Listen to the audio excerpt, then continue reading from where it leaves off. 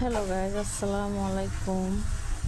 সবাই জানেন নিশ্চয় আমাদের বাংলা চলচ্চিত্রের একজন অভিনেত্রী কিছুদিন আগে মারা গিয়েছে।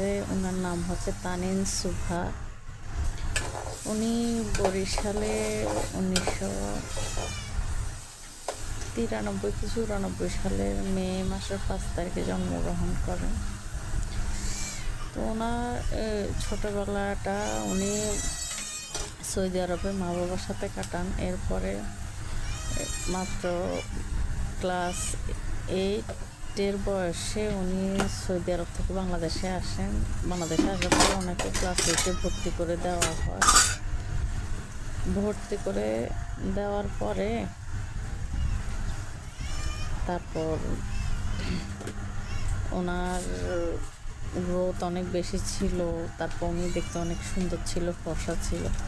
তখন ওনার আন্টি নাকি বলছে যে কি তোর মেয়েকে আমি আমার পুত্রবধূ করতে চাই। তো তখন ওনার খালাতো ভাইয়ের সাথে ওনার বিয়ে হয়।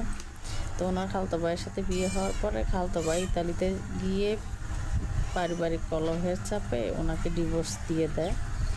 তো ওনার ওই সংসারে ওনার একটা মেয়ে আছে। ওই মেয়েটা বর্তমানে ক্লাস 9-এ পড়ে।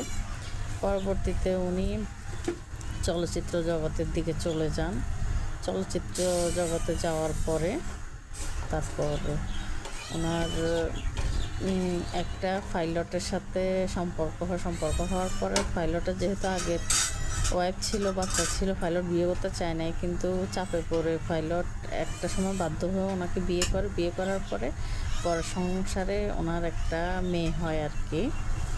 মেয়ে হওয়ার পরে এখন হঠাৎ করে উনি মারা যায়। মারা যাওয়ার পরে পাইলট সিদ্ধান্ত নেয় যে তানিন সুভার আপুর মা একটু কিছুটা লোভী টাইপের।